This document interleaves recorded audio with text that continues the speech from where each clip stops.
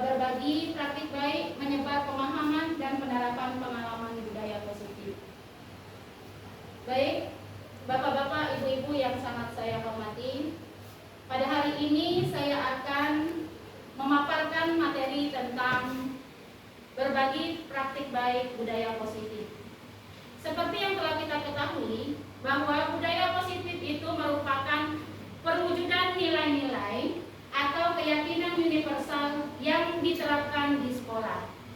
Jadi, budaya positif dapat mendorong murid untuk mampu berpikir, bertindak, kreatif, dan menciptakan kreativitasnya masing-masing menjadi kreativitas yang lebih baik yang bisa diterapkan sehari-hari sehingga menjadi kreativitas yang mendukung proses pembelajaran bisa berjalan dengan sukses.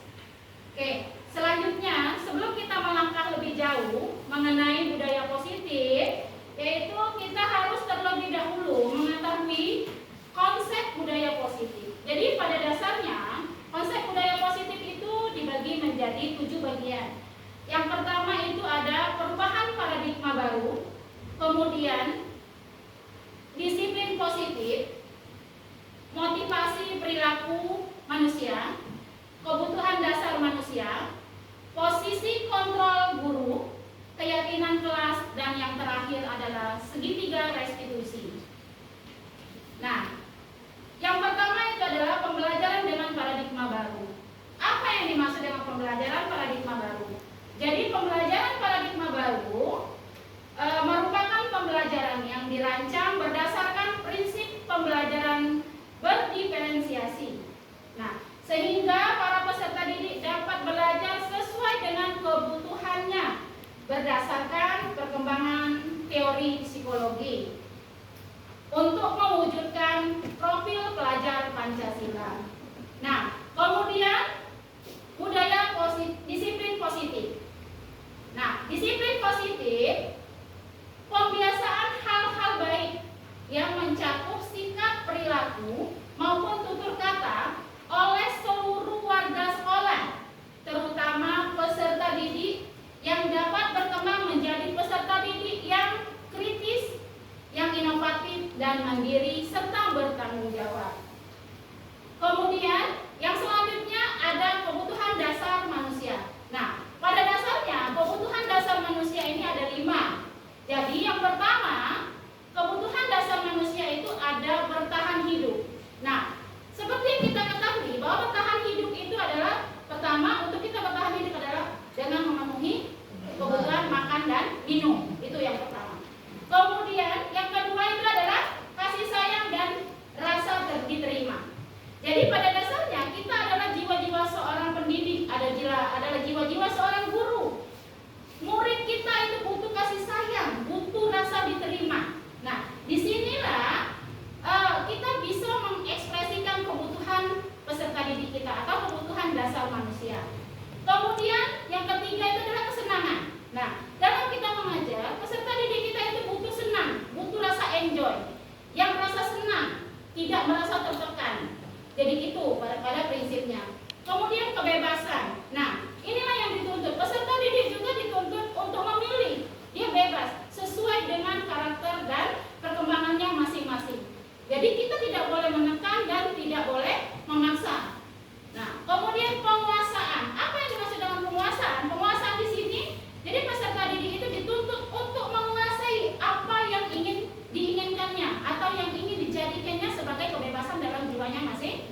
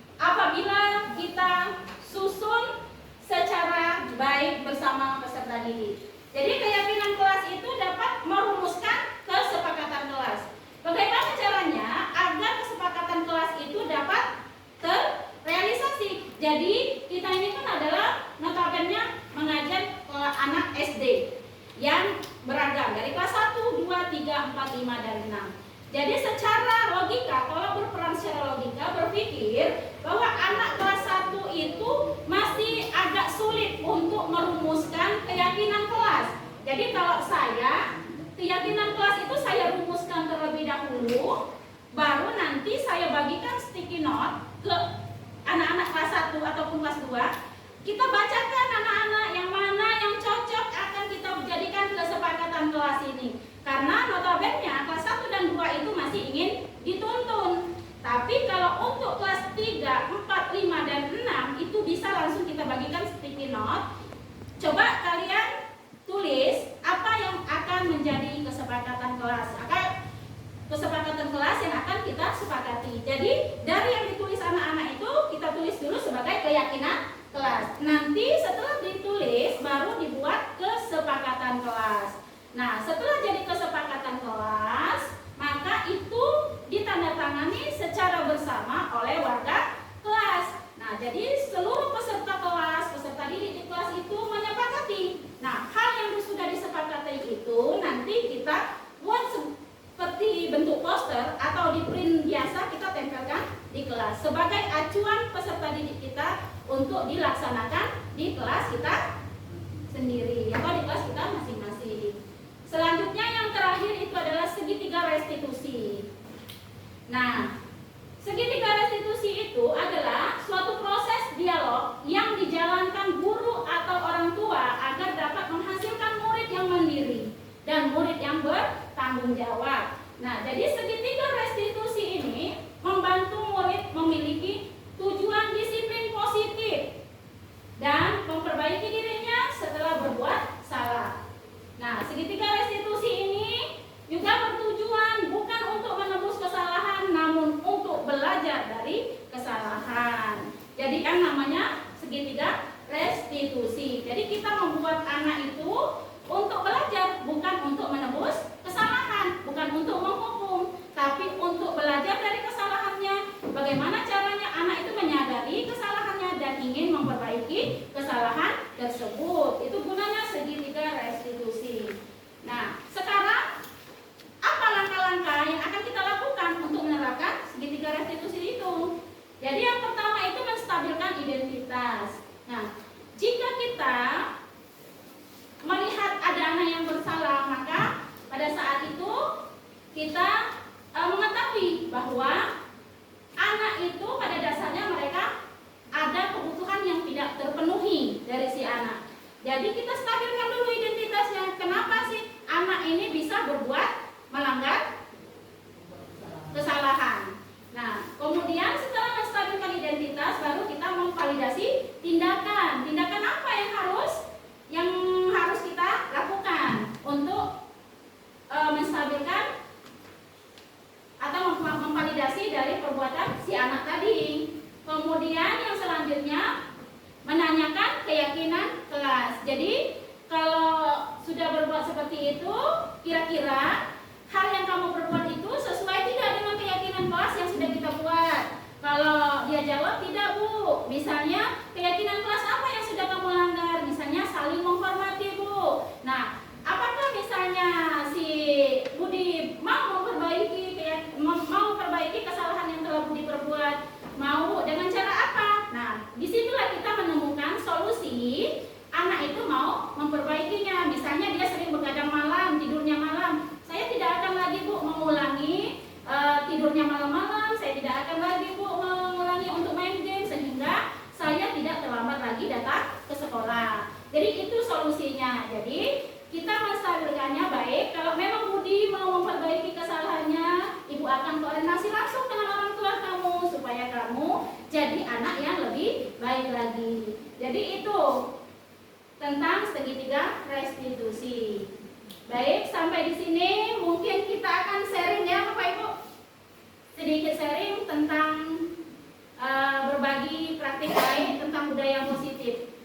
Saya beri sesi kepada Bapak Ibu guru apabila ada yang ingin ditanyakan mengenai segitiga restitusi ini tadi atau mengenai budaya positif, boleh silakan bebas ya. Oke, ada yang ingin ditanyakan mengenai paparan yang sudah saya jelaskan? silakan Ibu Ilai. Tadi sudah dijelaskan pengertian dari keyakinan kelas ya. Saya ingin bertanya langkah-langkah yang tepat dan sederhana yang sudah dipahami oleh siswa dalam keyakinan kelas sehingga keyakinan kelas itu dapat terrealisasi dengan baik. Oke, terima kasih Bu Ilai. Saya akan langsung tanggapi dulu ya. Kita berinteraksi langsung. Jadi langkah yang tepat atau strategi yang tepat seperti yang saya jelaskan tadi, bahwasanya kita sesuaikan dengan peserta didik yang kita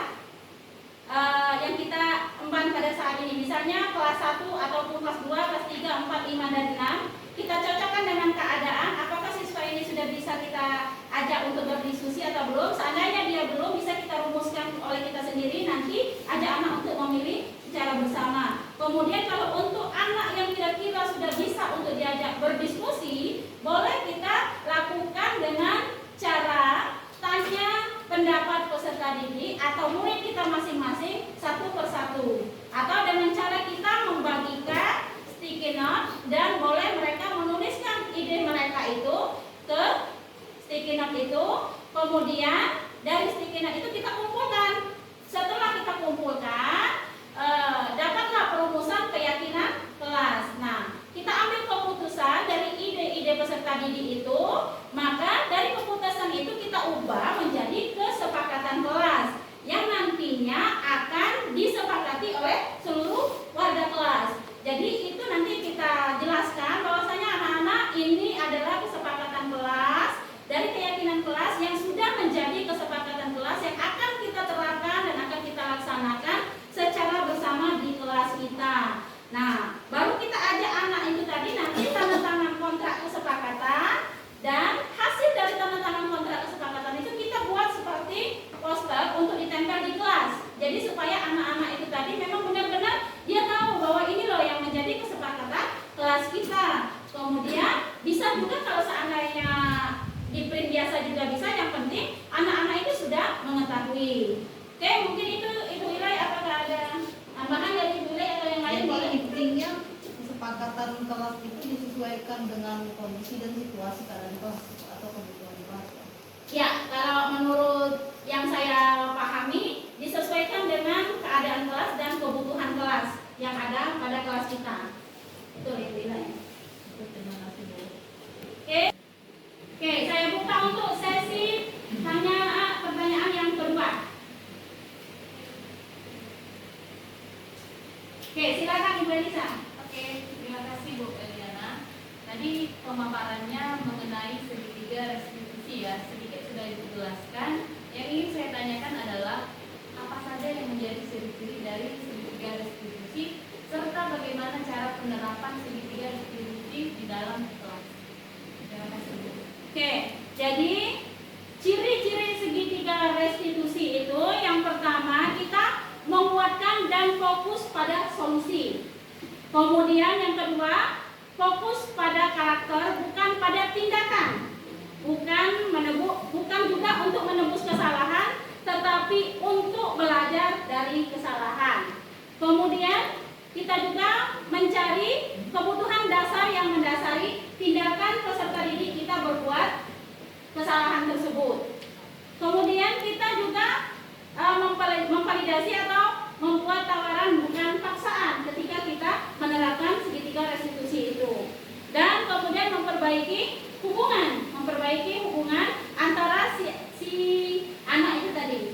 Kemudian menuntut untuk melihat ke dalam diri mereka dan mencarikan solusi agar hal tersebut mendapatkan solusi dan perkembangan kepada peserta didik kita dan ingin memperbaiki dari kesalahan-kesalahan yang telah mereka perbuat. Intinya dia bisa menyadari sendiri bahwa hal yang saya perbuat itu adalah salah. Saya tidak akan mengulangi lagi hal itu. Saya akan menerapkan hal-hal yang akan menjadi diri saya lebih baik dan lebih fokus lagi untuk mengikuti pembelajaran di sekolah. Intinya seperti itu. Apakah bisa diterima Ibu Elisa? Bisa. Bagaimana cara penerapannya? Oke, cara penerapannya yang pertama itu tadi kita stabilkan dulu identitas.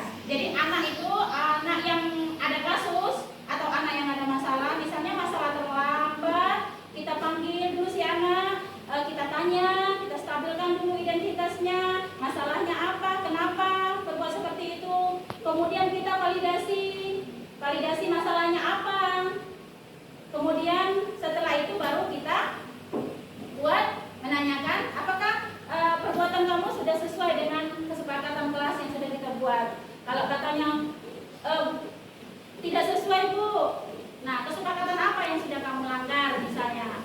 Kalau saya katanya saya sudah melanggar tentang cara menghormati, saling menghormati sesama teman, saling menghargai sesama teman. Nah sekarang tawarkan solusi apa yang harus kamu lakukan. Misalnya kedepannya saya akan membiasakan diri berbagi dengan teman Bu. Oke, baiklah Bapak-bapak, Ibu-ibu, kalau tidak ada lagi yang ingin ditanyakan, saya cukupkan sampai di sini. Apabila ada kata-kata yang salah, saya mohon maaf. Kepada Allah saya mohon ampun. Billahi taufiq wal hidayah. Wassalamualaikum warahmatullahi wabarakatuh. Waalaikumsalam warahmatullahi wabarakatuh.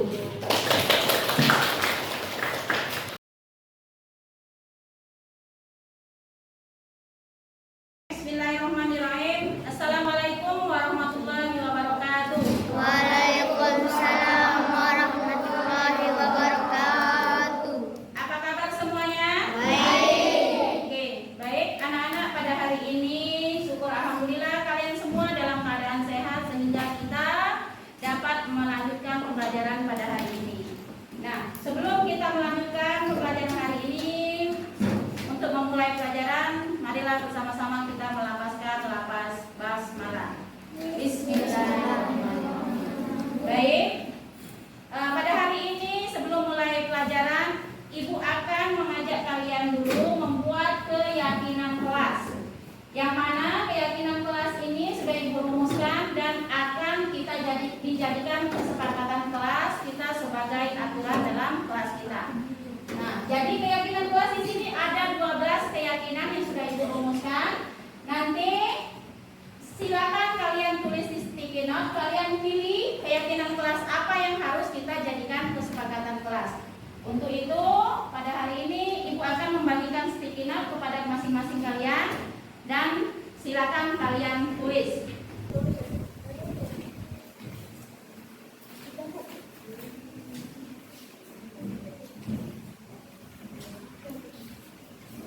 Oke, silakan ditempel. Oke, yang sudah selesai silakan duduk.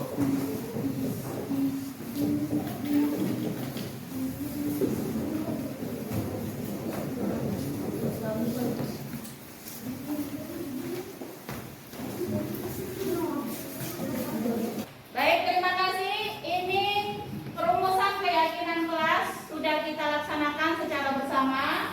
Baik, dari perumusan keyakinan kelas, Ibu akan menyimpulkan menjadi kesepakatan kelas. Oke, kita simpulkan dan kita Bu tulis di papan tulis ya.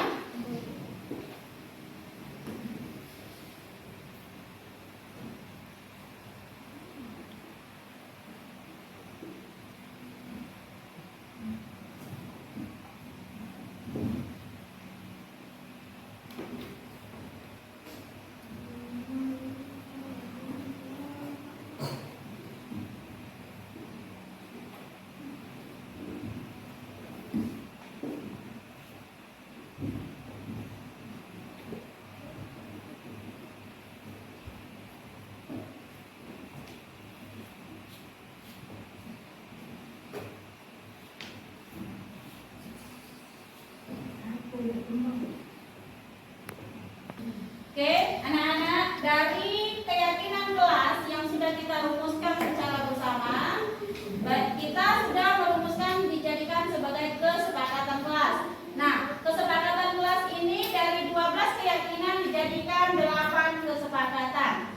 Yang pertama, datang tepat waktu, kemudian melaksanakan piket kelas, berdoa sebelum dan sesudah belajar, berpakaian rapi, bersikap sopan dan hormat pada semua orang, dapat memperhatikan pelajaran dengan baik, menjaga kebersihan, minta izin saat mau keluar.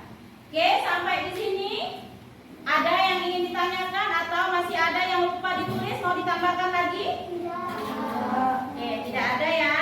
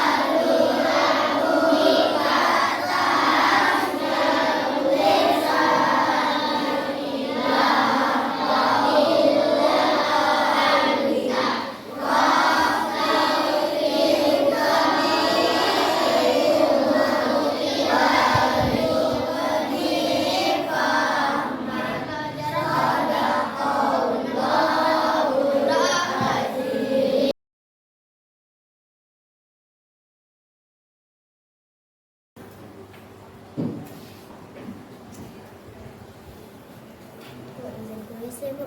Ya, silakan.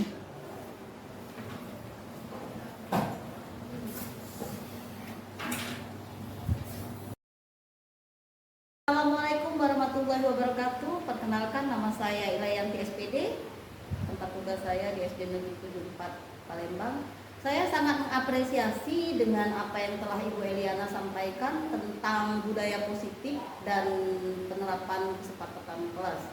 Saya sangat tertarik dengan apa yang Ibu Eliana paparkan dan akan mencoba merealisasikan kepada kelas saya yang saya pegang. Sepertinya sangat bermanfaat untuk dilakukan di dalam ruang lingkup pendidikan. Sukses selalu Ibu Eliana, semoga kedepannya lebih cemerlang lagi. Warahmatullahi wabarakatuh. Perkenalkan, nama saya Muhammad Al-Basid Kamal dari kelas 5D. Ibu Eliana adalah guru PAI di kelas 5D yang sedang mengikuti CGP. Kami membuat kesepakatan kelas dengan bersama-sama. Dengan adanya kesepakatan kelas, kami belajar nilai yang positif. Kami akan mematuhi kesepakatan kelas agar kami menjadi peserta didik yang baik. Terima kasih Bu Elina dan sukses selalu.